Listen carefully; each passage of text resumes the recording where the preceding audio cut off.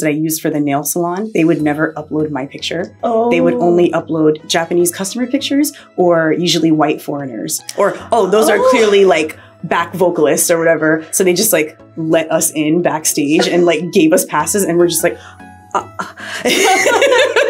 I'm just like, thank you so much. Like, hey guys and girls, on Ask Japanese, it's your flashy fashion reporter, Kathy Cat, and today I have some special guests.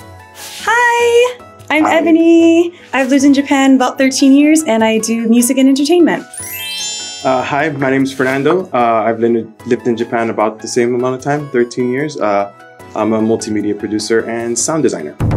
Wow, so first of all, 13 years! Oh my god, you have a lot of things to share with us. And we had a video where we asked Japanese people what their opinions are of Black people living here in Japan. And I wanted to do a little follow-up with you guys, so I really appreciate that you're here today, because you can now tell us 13 years worth of experiences. If we can remember it all, right? Yes. Exactly. We're gonna start ladies first. So what is it like as a girl in Japan? What, from your experience, how has Japan been for you?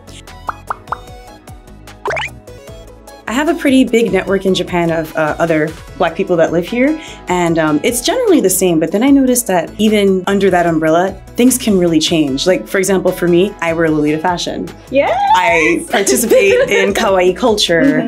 I'm short. I'm curvy. So I feel like it really depends. It could be a lot of things, like the pigmentation of your skin, your height, your weight, how you present yourself can really change your experience being in Japan as a Black person. So from what I have experienced, it's been overwhelmingly positive, and the positive has really outweighed the negative. And yeah, it's been fun. Great. There's one of the things, and I was very curious about to ask is, so you're originally from New York. New York. Comparing your life in New York to your life in Japan as a Black girl living, what is easier?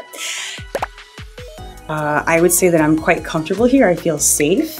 If things happen here that are discriminatory, I never feel like my life is in danger. Okay. Where I have friends in the States where there'll be certain situations where like I could get hurt. Oh, I could be killed, things like that. But I've never had that feeling in Japan, like while being Black. So you don't have that fear here? No. What is like an overwhelmingly positive thing that's happened to you, or maybe a negative thing too? Give me one of each. There's a term called Gaijin Smash. If you are familiar, there's been many situations where I noticed, like, because I am a Black girl, because I'm an African-American girl, I've been let in VIP in clubs. What? I've met Japanese artists. I've been to shoots, things like that, based solely on, oh, wow, you're from America and you're Black. That's great. Do you want to? And I'm like, hi? I guess so. What? You got VIP? So that's happened before. It wasn't on purpose. I know smashes are usually on purpose, but it was like an accidental Gaijin Smash, I would think. So that's really positive. And just like the people who are genuinely interested in hearing about what life is like or what my culture is like, things like that. I've met a lot of really kind people that way as well. Negative experiences? Negative experiences? Well, I mean, just negative assumptions about Black people, in particular Black women, maybe opinions of us being like really fast, loud and boisterous, or just things that people see in music videos and TV, and they're just like, okay, so everyone's like this. And you're like, yeah, but we're not all the same. So having to explain that to people can be a little bit annoying. I get my nails done a lot in Japan, and I would notice on all of the Instagrams that I used for the nail salon, they would never upload my picture.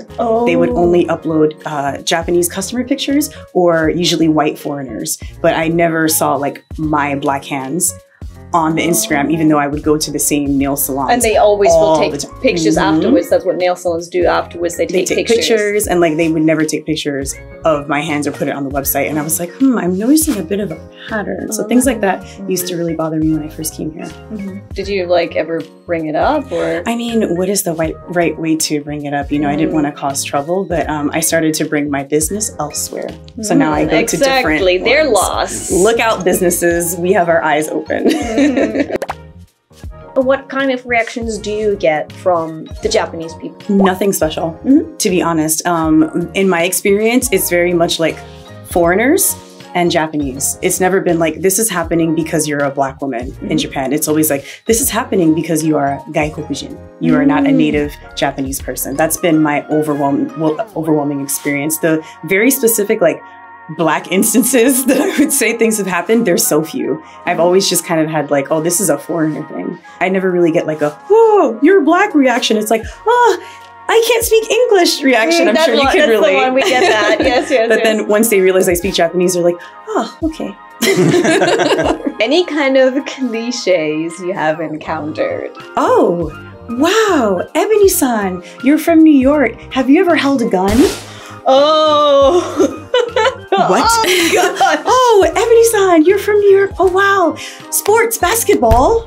Wow. Rap music. You love rap music. And I'm like, well, yeah, I do. But like, don't make assumptions. Yeah. Just those types of things. And I'm just like, it's really annoying when they end up being true. And I'm like, well, yeah, it's true for Ebony, but it's not true for like everyone. Things like that. But it's mostly like silly stuff that you can laugh off. Okay. Yeah. Is there any particular story you can tell us? Yeah, so I do work in music and sometimes perform, sing, things like that. So I've actually been to concerts here for Japanese artists as a customer. I was not involved in production at all, anything like that. But the artist and their management saw us there and they were assumed that we were involved in the production because we're foreign, because we were Black women. They're like, oh, those are clearly R&B singers. Or, oh, those are clearly like back vocalists or whatever. So they just like let us in backstage and like gave us passes and we're just like so we went backstage and ended up meeting like me and my friend, she also works in music, and we met some musicians and stuff like that and ended up really clicking with them, and they're like, no one was any the wiser. They're like, oh yeah, you guys sing. And I'm like, yeah, we do sing, but we weren't really invited to this show, but here we are now. And now we're all friends. Yeah. Oh, so you really had something really good happen then, because people just It was so crazy. Yeah, we were just like vibing with the artists and ended up swapping like Instagrams and stuff like that. And I've done a couple jobs with a few of the artists now. And like, yeah, what do you do in that situation? You don't say no. You're just like, oh, thank you. Yes, thank you. Yes, I am involved with production. Yes, I would love to go backstage. And yeah, it just as long as you're like respectful and kind, people are not gonna have like a red flag up. So that was really great. That is a really cool. For girls who want to come, for girls of color who want to come to Japan, any kind of advice or kind of words of assurance you can give? I think there's a happy balance between maintaining your morals and your pride and staying true to who you are, but at the same time, respecting the culture and the people of the country that you're visiting and that you're staying. And, you know, I've been here for a really long time, and it took me a while to find that sweet spot. The Black women that I see that have trouble in Japan, they always veer to one side too much or the other too much. And, you know, it's not going to happen your first day in Japan, but just being open-minded to certain experiences, things might not always go your way. There are some times when you have to really put your foot down, and then there's some times where you have to say, okay, this is not my culture, let me just go with the flow. So coming to Japan with an open mind and just being ready for anything to happen, I feel like you'll have a really good experience here. Compromises, I think is maybe a word. Yeah, absolutely. Not always compromising, but just knowing, being able to read the situation and see what's necessary and what isn't. So concretely, you said going into one direction or the other too much. What would you mean by that?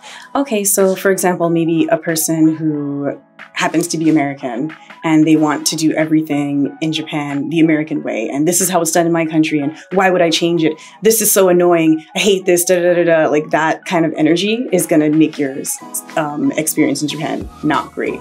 Just being open-minded to things being different. And then the other end, I want to do everything Japanese. I'm going to do everything the Japanese way. I'm only going to talk to Japanese people, which is fine, but I'm going to kind of like ice out other foreigners because I'm better than them and I'm here to learn. And I like that kind of energy where it's like, I want to become Japanese. We are always going to be foreign people in Japan. We have to come to terms with that. You're not going to turn Japanese magically if you live here 25 years and your Nihongo is Jozu.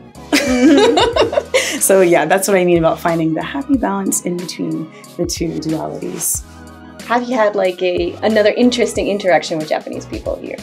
Yeah, I lived in Chiba Prefecture in a very rural area. There were virtually no foreigners there.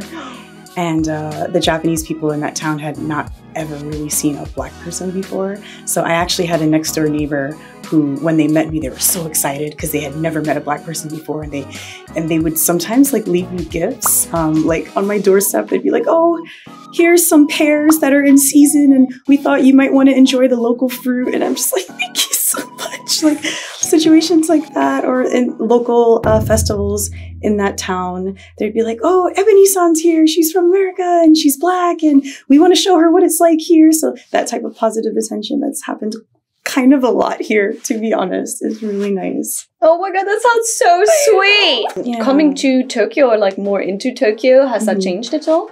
I would say people in the countryside tend to do that a bit more, but in the city, it's more of like making friends with people my age has been really interesting. People in the same hobbies. It's easier to do that in city-like areas. So I have friends that we go to the same theme parks together or wear the same fashion together, and they're Japanese, and they're always interested to learn what it's like in my country and about my culture and what it's like being Black and things like that.